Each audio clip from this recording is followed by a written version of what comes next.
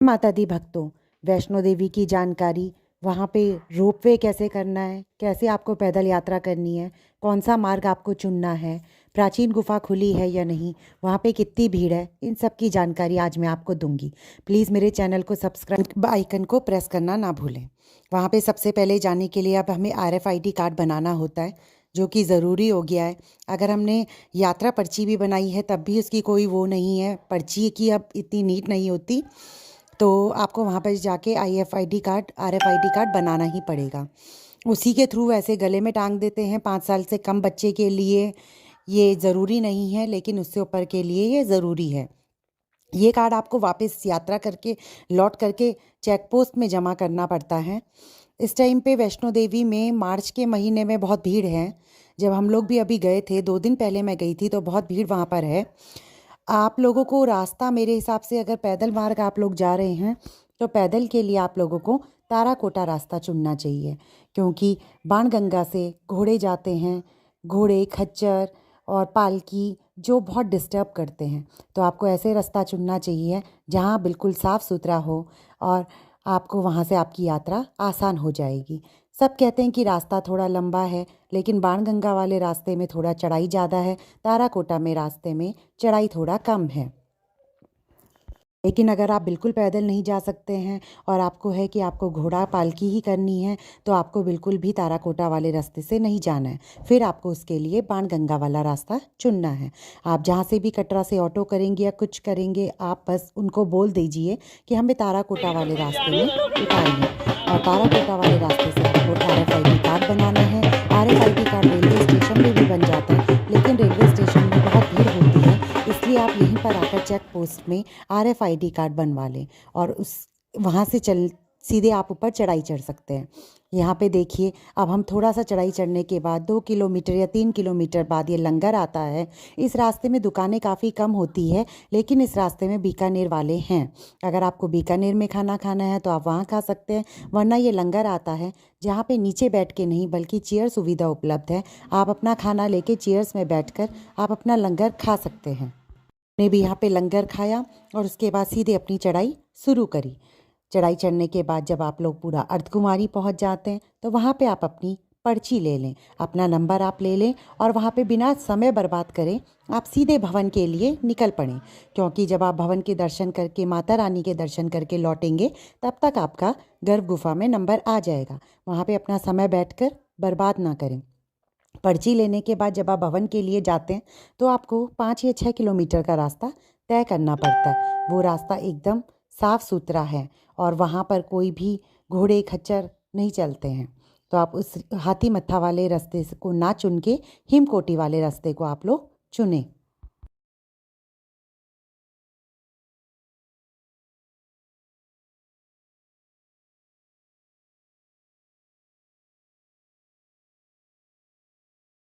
बाबा के दर्शन करने के लिए आप ऑनलाइन टिकट कर सकते हैं। ऑनलाइन टिकट करेंगे वो ज़्यादा अच्छा रहेगा, आपको लाइन में नहीं लगना पड़ेगा। लेकिन ऑनलाइन टिकट से 2 से 4 का स्लॉट देते हैं। 4 बजे के बाद ऑफलाइन कोई भी टिकट बुक नहीं होती है। लेकिन वहाँ पे जब आप, हम लोगों के साथ भी यही हुआ, जब आप लोग वहाँ पे पहुँचते हैं तो हर कोई कहेगा कि 4 बजे भैरव देवता की ट्रॉली बंद हो गई है। बिल्कुल भी आप इन बातों में बिलीव ना करें, चाहे वो कोई भी कहे, आप बिल्कुल यकीन ना करें, क्योंकि रोपवे कम से कम 5:30 या 6 बजे तक चलती है। ने ऑनलाइन पर्ची बुक कर रखी है, तो आपको 6 बजे तक भी वो रोपवे में भेज देंगे। हम लोगों को इसकी जानकारी नहीं थी, तो हमें भैरव पैदल जाना पड़ा। बच्चों के लिए यहाँ पे प्रैम मिल जाते हैं इजीली। बच्चों के लिए अच्छा है कि आप प्रैम करके ही जाएं। यहाँ पे देखिए लोगों ने क्या डांस किया।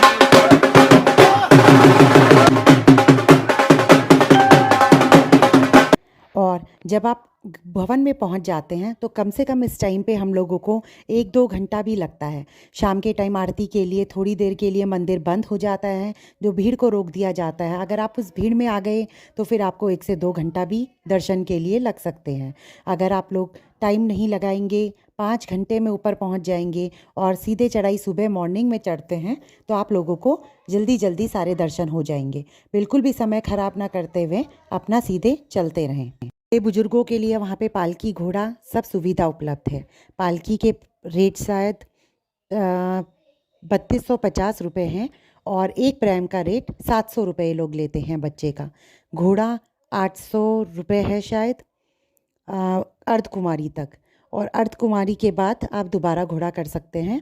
और डायरेक्ट भी ले जाते हैं, उसका मुझे ज़्यादा नॉलेज नहीं है क्योंकि हम लोगों में से किसी ने भी घोड़ा नहीं किया था। 20 लोग थे, 1 साल के बच्चे से लेकर 35 साल के बुजुर्ग तक, लेकिन हम सब लोगों ने पैदल यात्रा की। भैरव देवता के लिए भी हम लोगों को पैदल ही जाना पड़ा क्योंकि हम लोगों को सब ने यही कहा कि रोपवे बंद हो गई है। पूरी जानकारी न होने के बावजूद हम लोगों को पैदल यात्रा करनी पड़ी, जबकि हम लोग भवन से दर्शन करके 5:20 पे वापस आ गए थे और उसके बाद भी रोपवे चल रही थी, लेकिन सब ने कहा कि रोपवे बंद हो गई है और हमें जाने नहीं दिया। लेकिन 6 बजे तक रोपवे खुली थी और इस वजह से हम लोगों के टिकट वापस भी नहीं आए, हमारा जो भी उसका कॉस्ट था वो वापस भी नहीं आ पाया। अब बात आती है प्राचीन गुफा की। जब आप लोग चढ़ाई चढ़ रहे होंगे और भीड़ को देख के ही आप लोग समझ जाना कि अगर भीड़ 40,000 लोगों से ऊपर है तो प्राचीन गुफा नहीं खुलेगी। अगर भीड़ आपको थोड़ी सी लग रही है तो लगेगा कि प्राचीन गुफा आपके लिए ज़रूर खुलेगी। वैसे प्राचीन गुफा 13 फरवरी से लेकर 13 मार्च तक खुलती है, लेकिन इस बार प्राचीन गुफा 1 मार्च को ही बंद कर दी क्योंकि भक्तों की बहुत ज़्यादा भीड़ वहाँ पे चली गई थी। लाखों से ऊपर भीड़ थी। हम भी जब गए तो बहुत भीड़ थी। हम लोगों का खुद नंबर बहुत लेट आया। भैरव मंदिर के लिए ट्रॉली बंद हो गई थी, इसलिए हम लोगों को पैदल जाना पड़ा।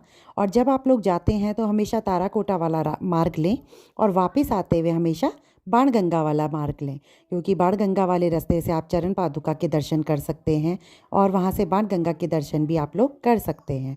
और वो रास्ता थोड़ा सा होता तो परेशानी वाला है क्योंकि घोड़े खच्चर सब चलते हैं, लेकिन वापस आते हुए आपको ढलान में थोड़ा आसानी रहती है। ये देखिए जो मैं भी आपको दिखा रही हूँ बाणगंगा वाला रास्ता है। इस रास्ते में काफ़ी दुकानें होती हैं, तो यहाँ पे जो है आपको आसानी से कुछ खाना पीना हो, अगर आप खाने पीने के शौकीन हैं और आपको खा पी करके चलना है तो आप बाणगंगा वाला रास्ता चढ़ाई के टाइम भी लें। लेकिन आते हुए ये रास्ता इसलिए लिया जाता है जिससे चरण पादुका के दर्शन भी हो जाएँ, बाणगंगा के दर्शन भी हो जाए। और ये रास्ता थोड़ा ढलान वाला है, चढ़ाई में दिक्कत होती है, लेकिन वापस आने में इसमें कोई भी दिक्कत नहीं होती है। मैं आपको आगे भवन के दर्शन नहीं करा पाई, भैरव के दर्शन नहीं करा पाई क्योंकि हम लोग काफ़ी थक चुके थे। फ़ोन हम लोगों के लॉकर में चले गए थे, वहाँ पे लॉकर उपलब्ध है तो वहाँ पे हम सामान जूते सब रख दिए थे, तो इस वजह से हम फ़ोन नहीं खोल पाए, तो इसलिए मेरे को व्लॉग वहीं पे बंद करना पड़ा। और उससे आगे मैं आपको बता रही हूँ। देखिए जैसे आपको रास्ते में दिख ही रहा होगा कितना घोड़ों ने गंदगी मचा रखी है, इसी वजह से रास्ता मैं आपको लेने को मना कर रही हूँ। लेकिन अगर आपको लगता है कि इसी रास्ते जाना है क्योंकि आपको खाते पीते जाना है तो आप ये रास्ता लें। पालकी की वजह से भी आपको ये रास्ता लेना होगा। यहाँ पे मंदिर भी है रास्ते में, यही रास्ता है जहाँ पे नीचे बाणगंगा बहती है। बाणगंगा का मैं तो आप लोगों को पता ही होगा कि हनुमान जी को जब प्यास लगी थी तो वैष्णो माता ने वहाँ पे बाण चलाया था। वही बाणगंगा है जहाँ पे वैष्णो देवी ने फिर अपने केस भी धुले थे।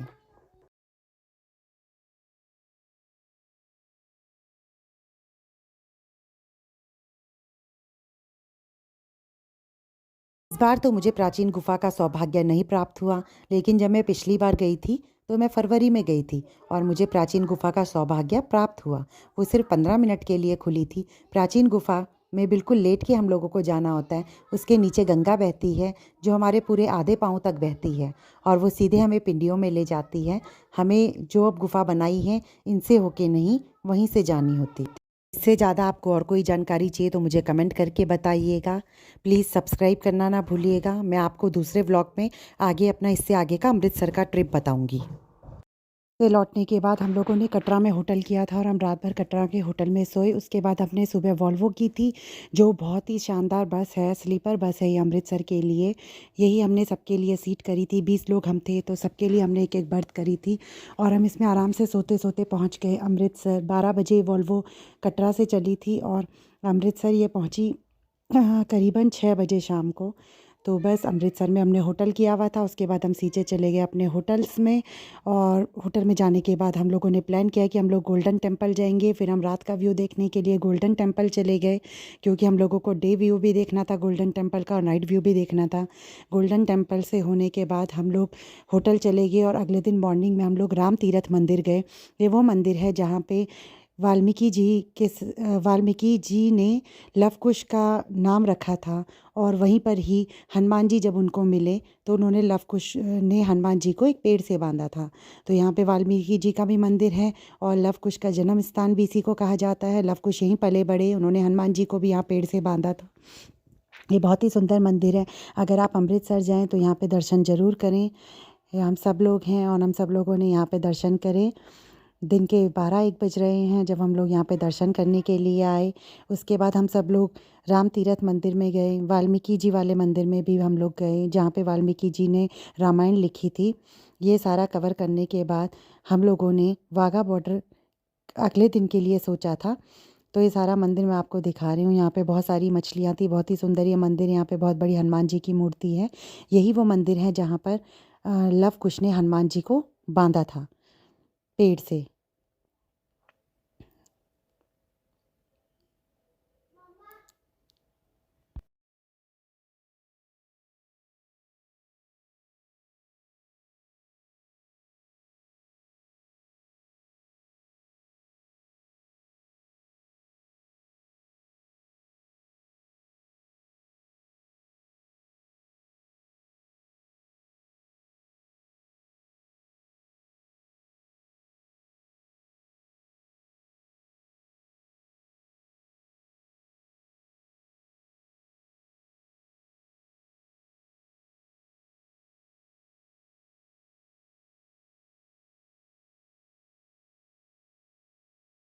बाद हम दिन का व्यू देखने के लिए वापस गोल्डन टेम्पल चले गए, क्योंकि हमें वहाँ पे दिन का व्यू भी देखना था, हमको लंगर प्रसाद भी चखना था।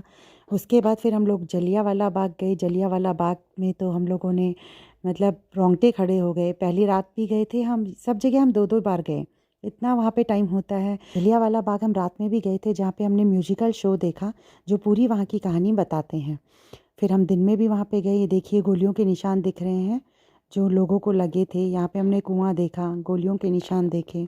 बस फिर उसके बाद हमने बस करी हुई थी पूरा अमृतसर घुमाने के लिए। बच्चों ने इसमें खूब डांस किए, काफ़ी मस्ती बच्चों ने करी। गढ़वाली गानों में डांस किए, हिंदी गानों में डांस किए।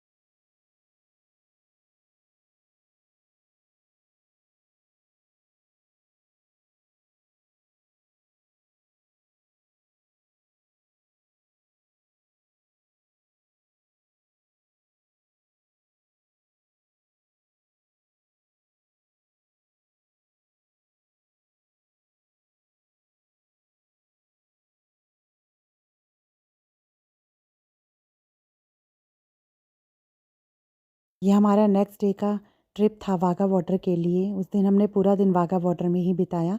हम मॉर्निंग में वहाँ पे चले गए थे 12 बजे के लगभग, और उसके बाद हम लोगों ने वहाँ पे अपनी अपनी सीटें ले ली थी।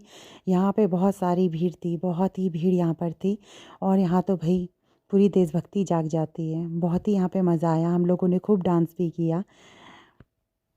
नेक्स्ट डे हम लोगों की अमृतसर से ट्रेन थी देहरादून के लिए। फिर हमने वो ट्रेन पकड़ी और हम डायरेक्ट देहरादून पहुंच गए। तो कैसा लगा आपको हमारा सफ़र? अगर आप भी ऐसा अपना प्लान कर रहे हैं तो आप देहरादून से Katra, Katra to by Volvo Amritsar से देहरादून का आप प्लान बना सकते हैं। 2 दिन अमृतसर में, 2 दिन वैष्णो देवी में, आपको 5 डेज़ चाहिए, और बहुत ही अच्छा ये ट्रिप रहेगा। ज़्यादा टाइम भी नहीं है और आप सब जगह कवर भी कर सकेंगे। तो जय माता दी भक्तों, वीडियो अच्छा लगे तो सब्सक्राइब करिएगा।